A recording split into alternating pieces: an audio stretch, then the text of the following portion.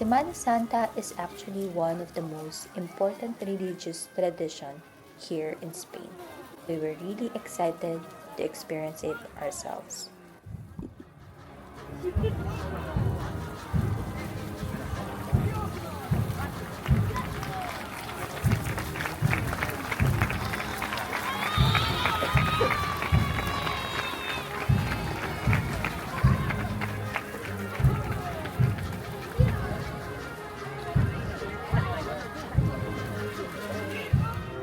Then came Viernes de Dolores.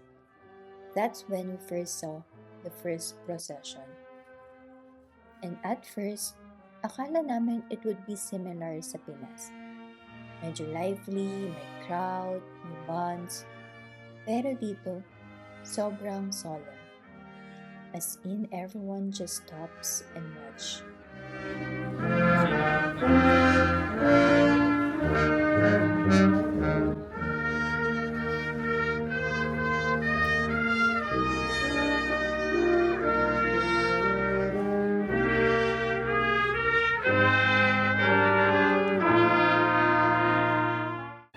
Usually, nag-i-start yung procession with the members of the Brotherhood wearing paperoles, yung pointed hoods that covered their faces. Symbol siya ng anonymity or equality before God. Then comes the pasos. Parang karo sa atin, pero this part surprises us the most. Binubuhat pala siya ng mga costaleros or devotees underneath. They move in this slow, almost synchronized rhythm, and some of them even walk barefoot. After that, may band playing very solemn music which adds the whole atmosphere.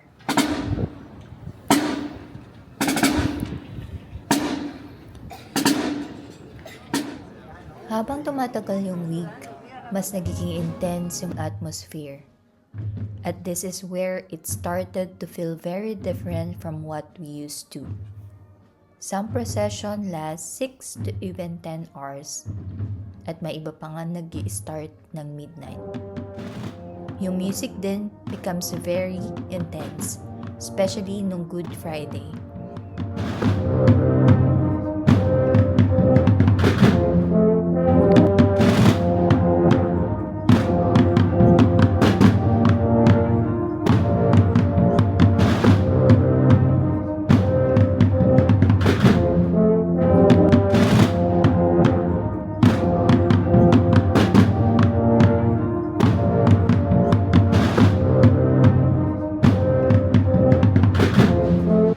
Then, dumating na yung Domingo de Resurrección. Parang same sa Pinas, after that quiet and heavy days, gumagaan yung feeling. Mas lively, mas bright, and you can still feel that shift. What I found interesting is, even though magkaiba yung way ng celebration, you can still see the connection. Same meaning, same tradition, just expressed differently. And as a Filipino, it made me feel familiar, even we're far away from home.